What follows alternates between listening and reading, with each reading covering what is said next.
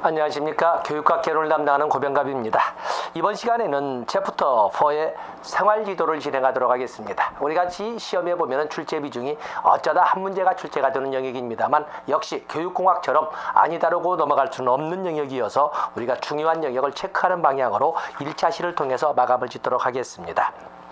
자, 우리가 생활지도 가이던스라고 하는 것은 종래는 어떠한 문제를 가진 아동의 문제를 전문가, 보통 교사, 생활지도 교사가 해결해 주는 활동이라고 했지만 오늘날에는 세상이 바뀌어서 교사 중심이 아니라 학습자 중심으로 돌아가다 보니까 오늘날에는 당면 문제, 아동의 당면 문제를 가능한 한 아동 스스로 해결할 수 있도록, 아동 스스로가 핵심입니다. 아동 스스로 해결할 수 있도록 돕는 활동, 조력 활동이라고 하는 것이 오늘날의 개념이 되겠습니다. 생활지도에 대해서는 학자들이 다양한 개념으로 설명을 하지만 316페이지 첫 번째 번호 없이 쓴 기본 개념이 가장 일반적인 개념입니다. 일상생활의 당면 문제를 자기 자신과 자신을 둘러싼 환경에 대한 이해를 도모함으로써 당사자의 당면 문제를 당사자 스스로 해결할 수 있도록 돕는 활동이다. 이렇게 정의하는 것이 일반적인 정의가 되겠습니다.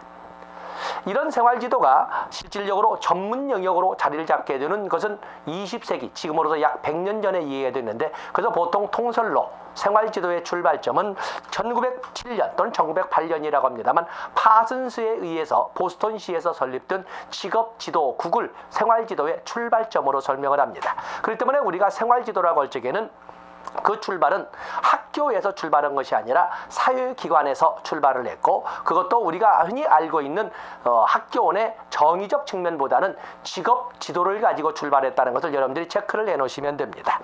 그러다가 1929년 세계대 공황으로 그야말로 삶의 방향을 상실해버린 많은 사람들을 위해서 1930년대에 정신위생이 도입되었고, 그리고 1930년대 이후에 그런 사람이 너무 많아지다 보니까 정신위생이 도입되면서 거의 동시에 집단지도 방법이 등장하게 된 겁니다.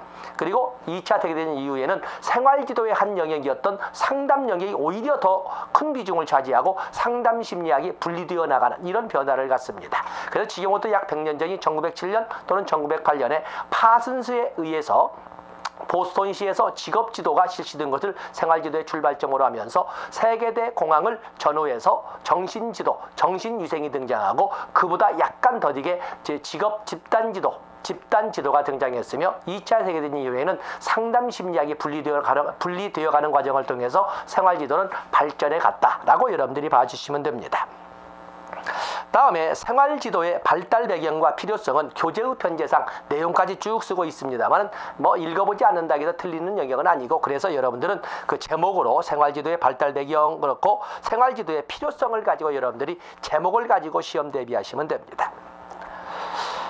다음에 페이지를 318페이지로 넘어가 보시면 생활지도의 목적이 나와 있는데 궁극적 목적도 있고 직접적 목적도 있고 간접적 목적도 있습니다.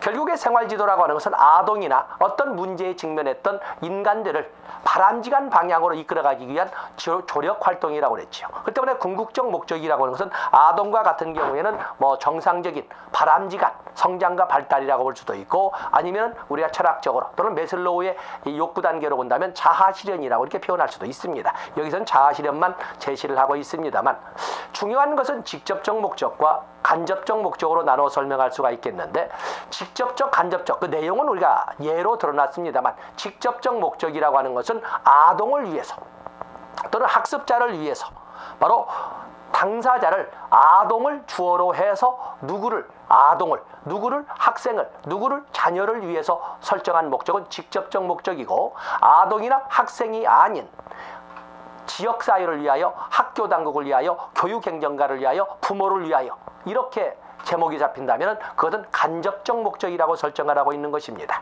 그래서 직접적 목적과 간접적 목적은 교재의 내용을 읽기보다는 누구를 주체로 해서 목적을 설정하느냐, 아동이나 학생을 주체로 해서 목적을 설정했으면 직접적 목적, 그에 비해서 아동이나 학생이 아닌 부모나 학교나 학교 행정가 또는 교육 당사자 또는 지역사회를 위해서 존재한다는 것은 간접적 목적이라고 보시면 됩니다. 자, 다음에 생활지도의 활동이 있는데 바로 거기가 출제의 분야가 되겠습니다. 자, 중요 표시하시고 생활지도 반서울 것 제목 적겠습니다. 생활지도의 활동. 또는 생활지도의 단계라고도 활동이라고도 하고 또는 과정이라고 이렇게 설명할 수 있는데 여기는 보통 우리가 5개의 단계로 5개의 활동으로 설명을 합니다. 첫 번째 조사활동, 두 번째 정보활동, 세 번째 상담활동, 네 번째 정치활동. 이 정치활동은 여러분들이 한자를 쓰셔야 되는데 어떤 정치활동. 정치는 포리티컬의 개념이 아닙니다. 정치활동. 적재적소에 배치하는 플레이스먼트의 활동이고 다섯 번째 추수지도, 추후활동 또는 추수지도라고도 합니다. 조사활동이라고 하는 것은 정보 수집 활동을 말하는 것이고 그리고 정보활동은 수집된 정보를 필요로 하는 아동이나 학생에게 제공하는 정보, 제공활동을 정보활동이라고 합니다. 그에 비해서 상담활동은 당면 문제를 가진 아동을 돕는 조력활동이죠. 조력활동, 생활지도 자체가 조력활동이지만 직접적 만남을 통한 조력활동의 현장을 상담활동이라 하고 정치활동이라고 하는 것은 적재적소 배치, 방향을 제시하는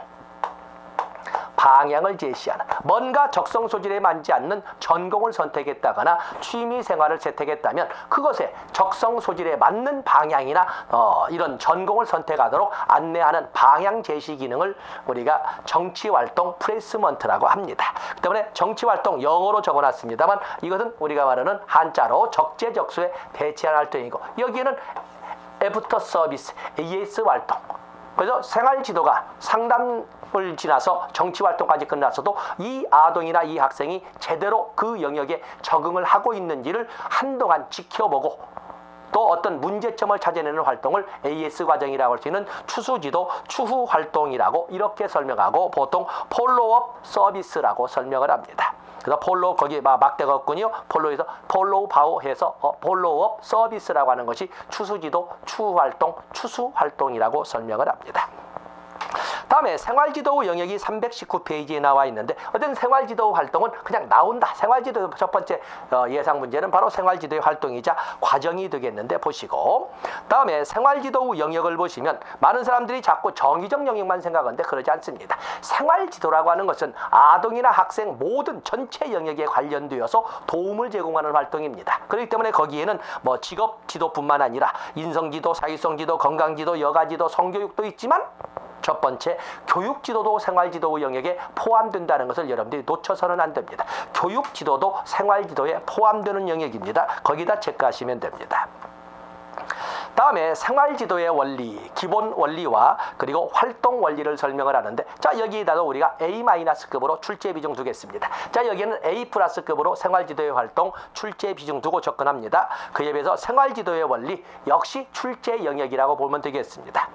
생활지도는 인간을 대상으로 해서 인간의 당면 문제 해결을 도움으로써 인간의 바람직한 방향을 제시하는 원조활동 아니겠습니까? 그러다 보니까 인간에 대한 개인 존중 또는 인간 존중과 수용의 원리, 자율성 존중의 원리, 그리고 적응의 원리. 생활지도는 과거를 향한 또는 미래를 지향하는 것보다는 현재 문제점을 해결해서 현재 부적응 상태를 적응 상태로 이끌어가기 때문에 바로 적응의 원리. 거기다 체크하시면 됩니다.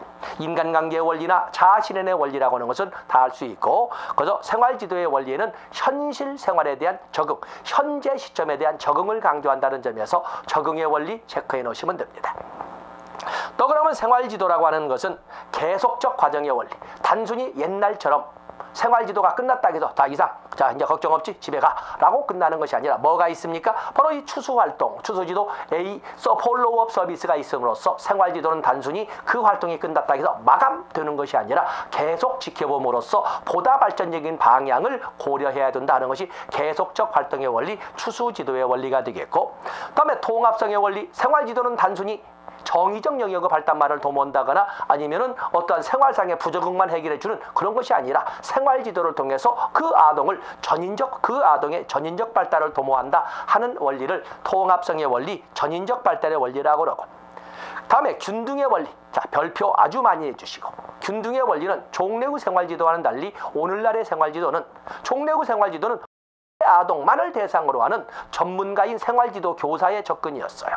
그런데 오늘날에는 문제 아동뿐만 아니라 모든 아동을 대상으로, 하물며 재학생뿐만 아니라 퇴학생, 또 졸업생까지도 다 포함한 모든 아동을 대상으로 한다는 점이 균등의 원리가 되겠고, 다음에 적극성의 원리는 종래구 생활지도라고 하는 것은 문제를 일으킨 아동이 왔을 때, 문제를 일으키고 왔을 때 추후에 그의 문제를 해결하거나 처벌하거나 아니면 교정하는, 문제가 벌어진 이후에 하는 활동이기 때문에 소극적인 접근이었어요. 그런데 오늘날에는 그것도 중요하지만 그에 못지않게 더 강조되는 것이 사전에 그런 문제가 발생하지 않도록 예방이 강조된다는 것을 적극성의 원리라고 합니다. 다음에 협동의 원리. 종래구 생활지도라고 하는 것은 생활지도부에서만 담당을 했어요. 그런데 오늘날의 생활지도는 그 아동을 둘러싼 모든 인적 자원들이 힘을 합쳐서, 생활지도부 교사는 당연하고, 담임교사 당연하고, 옆반 교사도 당연하고, 동료 학생도 당연하고, 그리고 지역 주민들도 같이 힘을 합쳐서 그 아동의 바람직한 방향으로 전환을 돕는 활동이기 때문에 여기는 협동의 원리가 적용이 됩니다. 그래서 옛날의 생활지도와 다른 것이 균등의 원리, 모든 아동을 대상으로, 적극성의 원리, 기다렸다가 아니라 사전에 예방 차원에서, 그리고 어떤 부서 담당자만 하는 것이 아니라 모든 인적 자원들이 힘을 합쳐서, 이 세 가지는 종래구 생활지도와 차이점이라고 일반적으로 설명하는 것이 되겠습니다. 그래서 여러분들 3번, 4번, 5번 균등의 원리, 적극성의 원리, 협동성의 원리에다 중요 표시하시고 시험 대비하시면 됩니다. 뭐 과학성의 원리나 구체적 조직의 원리는 좋습니다. 다음에 상담의 기초. 상담. 2차 세계대전을 계기로 해서 생활지도의 한 영역이었던 상담이 분리되어서 상담 심리학이 되어 있는데, 요즘에는 생활지도란 말보다는 상담이란 말을 더 비중 있게 씁니다. 도대체 상담이란 뭘까? 상담. 여러분 알다시피 상담이라고 하는 것은, 이제 상담이라고 하는 것은 그 문장이 있죠. 상담이라고 하는 것은 개념을 보면은, 상담의 개념을 보면은 상담자와 내담자가, 카운셀러, 상담자와 내담자가, 카운셀리가 서로 만나서, 그 말을 면대면 관계 속에서, 면대면 관계 속에서 주로 언어를 매개로 하여, 왜냐하면 언어장애 또는 청각장애 등등 이런 분들도 있기 때문에 주로란 말을 씁니다. 거기는 수화도 있고 구화도 있고, 그래서 언어의 개념을 넓게, 아니면 필담도 있고 그러지 않겠습니까? 그래서 주로 언어를 매개로 하여 내담자의 당면 문제 해결을 돕는, 당면 문제 해결을, 자, 돕는을 빼겠습니다. 돕는 조직적 활동, 조직적 또는 공식적 활동을 말합니다. 공식적 활동. 자, 이걸 그래서 상담이란 말을 이렇게 일반적으로 설명을 하는데, 이 똑같은 문장을 가지고 둘째 줄 면대면 관계 속에서를 강조하면 그걸 우리는 면접이라고 이렇게 씁니다. 면접. 그렇기 때문에 제가 면접, 만약에 셋째 줄 주로 언어를 매개로 하여 이야기를 통해서, 그 다음에 상담이라고 하기 때문에 문제가 나올 때 상담이라고 출제가 되든 면접이라고 출제가 되든 같은 문제라고 보고 접근하시면 되는 것입니다. 그래서 거기 보시면 상담이란 상담자와 피상담자가, 이렇게 하면서 셋째 줄 특히 분위기 조성이 중요하다는 겁니다. 내담자의 가슴을 열어놓기 위해서는 먼저 친밀하고 따뜻하면서 허용적인 인간적 분위기가 주소가 중요한데, 바로 그런 분위기를 조성하는 것을 내포 형성이라고 합니다. 나머지는 여러분들이 쭉 보시고, 다음에 페이지를 넘어가 보시면 상담의 기본 조건이 있습니다. 자, 여기에다가 상담의 기본 조건, 바로 여기가 상담의 기본 조건. 자, 판서의 내용 때문에 어쩔 수 없이 바로 옆에 쓰겠습니다. 판단 상담의 기본 조건에는 수용, 포지티브 리가드, 영어를 쓰겠습니다. 긍정적으로 리가드, 존경하는, 긍정적으로 무조건 받아들이는 것을 수용이라고, 그 다음에 공감적 이해 공감적 이해 또는 감정이입적 이해라고, 다음에 일치 일치라고 하는 것은 경험과 인식의 내적 합일로서 이것을 보통 진실성 또는 진지성, 명료성 등으로 설명을 하는데 322페이지 보면 상담의 기본 조건으로 수용, 공감적 이해, 일치를 322에서 323페이지까지 쭉 이렇게 정리를 해놨습니다. 수용이라고 하는 것은 그야말로 있는 그대로 받아들이는, 인간으로서 어떠한 말을 해도 어떠한 행동을 해도 그 자리 그 시간에 대해서는 있는 그대로 들어주고 받아주는 것을 수용이라고 합니다. 그래서 수용이라고 하는 것은 무조건적인 긍정적 반응을 말하자면 반응을 수용이라고 합니다. 그래서 영어로 긍정적인 존경, 그래서 포지티브 리가드라고 씁니다. 그에 비해서 공감적 이해라고 하는 것은 감정이입적 이해라고 하는데 국어 사자성어로 쓰면 역지사지의 입장으로 내담자의 입장이라면 나는 어땠을까? 라는 입장에서 내담자를 이해하려고 노력하는 것을 공감적 이해 또는 감정이입적 이해라고 합니다. 또는 제3의 귀, 제3의 눈이라고 표현하는 것이 바로 여기 나오는 공감적 이해가 되겠습니다. 323페이지에 제3의 귀란 말을 적어놨지요. 일치라고 하는 것은 상담자의 자세가 경험과 인식이 내적 합일이 되어서 상담을 이끌어간다는 것이 일치고, 그를 다른 말로 해서 진지성, 명료성, 순수성이라고 표현을 하고 있습니다. 그래서 거기는 일치란 말을 진실성이라고 또는 진지성이라고 이렇게 나올 수도 있다는 것을 알아주시면 되겠습니다. 사실은 이 상담의 기본 원리, 기본 조건 세 가지는 비지시적 상담, 내담자 중심의 상담, 인간 중심의 상담을 끄집어냈던 로저스에 의해서 제시된 조건이 되겠습니다.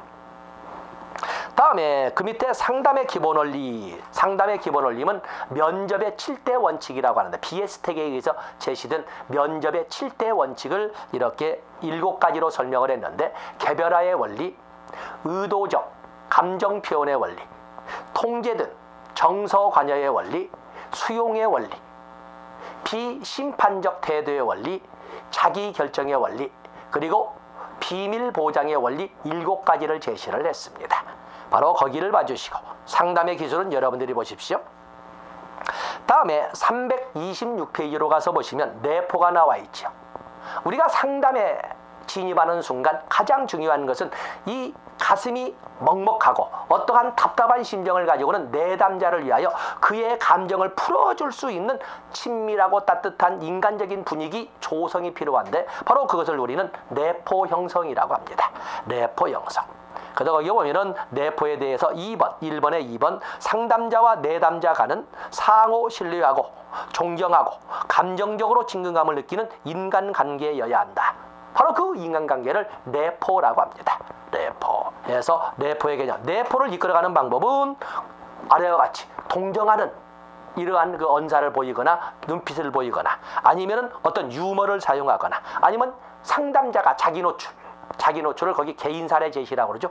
나도 너만 할 때 아니면 나도 너와 같은 경우에 전에 이런 일이 있었거든. 그래서 자기 노출을 하는 방법은 개인 사례 제시 또는 놀라는 표정 또는 장난스럽지만 약간 이렇게 하는 어떤 위협하는 방식 이런 것 등을 통해서도 내담자의 닫혀진 소위 가슴을 열어놓을 수 있다. 가장 의도적으로 감정 표현을 유도할 수 있는 기법이 바로 내포 형성이 되겠습니다. 다음에 상담 이론이 있지요. 상담 이론은 무수히 많은 아마 수십 개의 상담 이론이 있을 겁니다.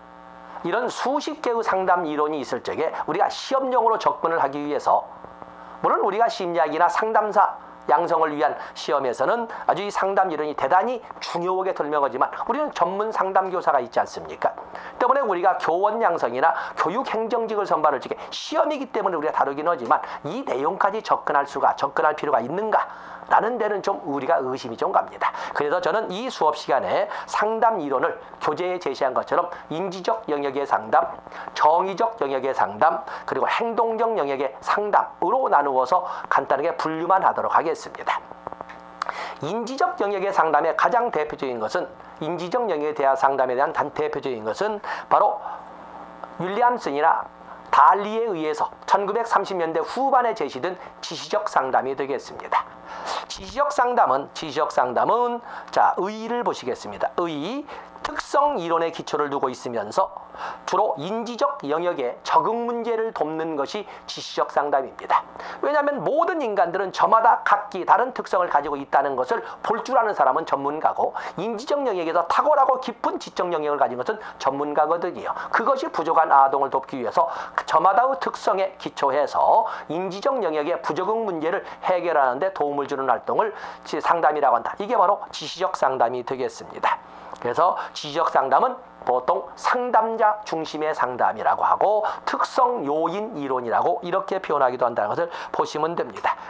특히 별표하실 것은 4번에 6단계, 지시적 상담의 6단계 여러분들이 체크해 주시면 됩니다. 그래서 분석 종합은 하나의 고유명사처럼 나오는 겁니다. 분석 종합, 그리고 진단 예진, 상담 추수지도, 이 6개의 절차를 여러분들이 꼭 숙지하고 하셔야 됩니다. 분석 종합은 언제나 분석 다음에 종합입니다. 분석 종합, 진단 예진, 상담 주도지도. 그 중에 이 지시적 상담은 상담자가 제시하는 대로 변화를 이끌어갈 수 있다 하는 자신감이기 때문에 진단, 상담자의 잠정적 결론을 이라고 할 수 있는 진단을 특히 강조하는 것이 지시적 상담의 특징이 되겠습니다. 또 그런가 하면 인지적 영역의 상담인으로서는 앨리스가 제시하는 합리적 정서행동치료 REBT가 있게 되는데, 여기에서 중요한 것은 이 합리적 정서행동 이론에서 강조하는 것은 문제 행동의 원인은 어떤 선행 사건 때문에 일어난 것이 아니라 그 문제 행동을 바라보는 잘못된 생각으로부터 유래되는 것이다. 바로 이 생각 중에 특히 잘못된 신념이 문제 행동의 원인이다. 그렇기 때문에 잘못된 중에 잘못된 신념만 바꿔줄 수만 있다면 문제 행동은 얼마든지 치유될 수 있다라고 보는 것이 바로 여기 나오는 REBT, 앨리스의 합리적 정서행동 치료입니다. 자, 그러면서 우리가 출제되는 것은 잘못된 신념을 고쳐나갈 수 있는 합리적 정서행동 치료의 과정을 ABCDE 전략이라고 하는데, 바로 여기에서는 ABCDE 전략을 3번에 적었습니다. 그래서 ABCDE 전략 간단하게 적어놨습니다. 중요 표시하시고 체크하시고, 거기에서 문제 행동을 뭐라고 봤다? 바로 B, 빌리프에서 문제 행동의 원인을 찾았고, D, 디스퓨트 라고 하는 데서 잘못된 내담자의 잘못된 빌리프에 대한 논리적 반박을 통해서 문제 행동을 치유해 줄 수 있다 하건 디스푸트가 되겠어요. 논리적 반박이 되겠습니다. 다음에 개인 구념 이론도 켈리의 개인 구념 이론이 있는데, 문제 행동을 어디에 찾냐면 바로 개인 구념에서 찾았습니다. 구념이라고 하는 것은 세상을 바라보는 눈이라고, 지적 안목이라고 볼 수 있는데, 사람마다 세상을 바라보는 눈은 각기 다르다. 바로 이 세상을 바라보는 눈이 잘못됐기 때문에 문제 행동이 발생한다. 바로 이 저마다 가지고 있는 세상을 바라보는 눈인 개인 구념만 바로 잡아줄 수 있다면 문제 행동은 치유될 수 있다 하는 상담 이론이 켈리의 개인 구념 이론이 되겠습니다. 그래서 개인 구념 이론에서는 역시 건설적 대안주의나 과학자로서의 인간관 정도를 읽어보시면 됩니다.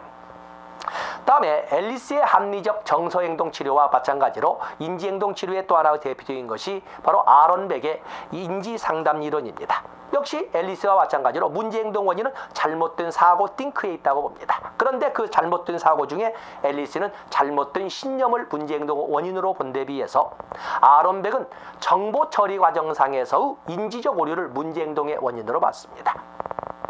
어쨌든 생각이 잘못되어서 바꿔졌는데 그 생각 중에서도 신념의 원인을 두느냐, 정보 처리 과정상에서 인지적 오류를 원인으로 보느냐의 차이가 앨리스와 벡의 차이입니다. 그러면서 여러분들이 체크할 것은 바로 2번에 3번 331페이지에 나와 있는 바로 인지적 정보 처리 과정상에 나타나는 인지적 오류의 종류로, 거기 보면 이무적 추론, 선택적 추상화, 지나친 일반화. 지나친 일반화는 과잉 일반화를 이렇게 쓴 책들도 많습니다. 과대평가나 가소평가, 사적으로 받아들이기 또는 이분법적 사고, 이런 것 등을 문제행동의 원인인 정보 처리 과정상에서 쉽게 흔히 나타나는 인지적 오류라고 설명을 했습니다.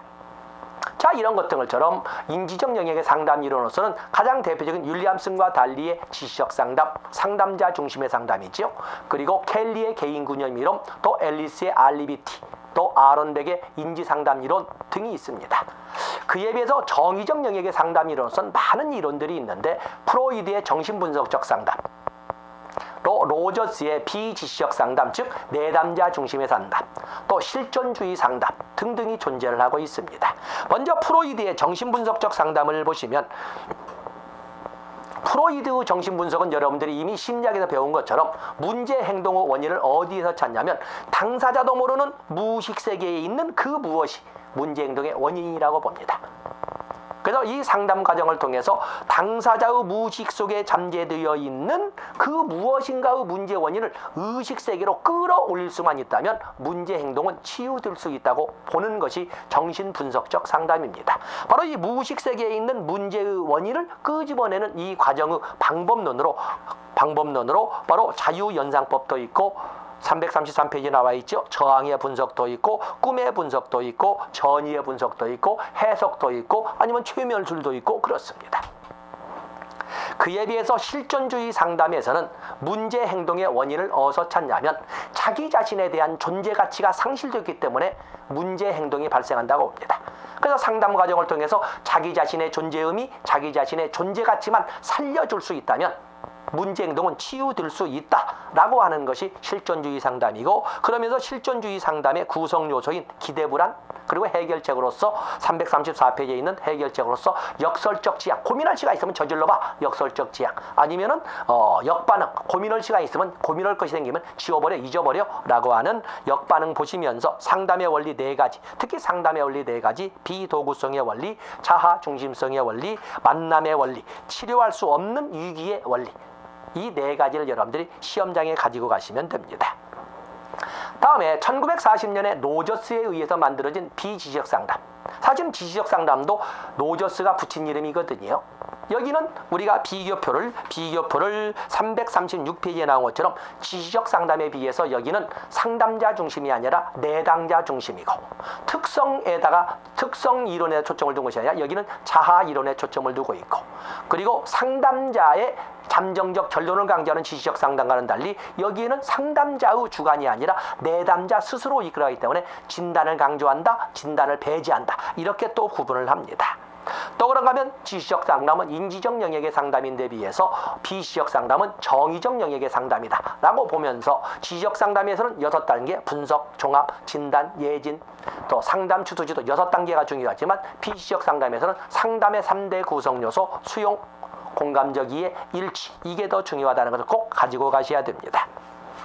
그 외에도 심리 교류 분석, 게스탈트 분석 등등 많은 상담 이론이 있지만 여러분들은 그 정도에서 상담 이론을 정리해 놓으시면 됩니다. 그렇기 때문에 아니 볼 수는 없지만은 그렇다고 해서 출제되기는 좀 어려운 이런 내용이기 때문에 상담 이론은 그 정도에서 마감을 짓도록 하겠습니다. 그리고 344페이지로 가면 2014년도에 바로 직업과 진로라는 교과가 중학교에 등장함으로써 진로지도, 물론 옛날부터 중요했고 생활지도의 출발점 자체가 1907년 파슨스의 직업지도이기 때문에 진로지도는 오늘날 경기 침체의 장기화 속에서 대단히 중요합니다. 그래서 진로지도에서는 깊은 이론을 직업정보론을 이용해서 다 설명을 했습니다만, 여러분들은 344페이지에 있는 진로교육의 단계, 인식 단계, 탐색 단계, 준비 단계, 전문화 단계, 그 4단계만 여러분들이 가지고 가시고 나머지는 문제가 있을 때 풀어는 보지만은 그냥 따로 이론으로 공부하는 것은 좀 효율적인 것은 아니라고 보겠습니다. 그렇게 해서 진로지도는 삭제하고 그냥 넘어갑니다만, 난이도가 깊은 시험에서는 제가 설명을 하겠습니다만 이론 강의에서는 배제하도록 하겠습니다. 그래서 이번 강의는 1차 시로 생활지도를 마감지면서 351페이지까지 진도를 진행한 걸로 하고, 다음 시간에 교육평가 영역으로 진입하도록 하겠습니다. 고맙습니다.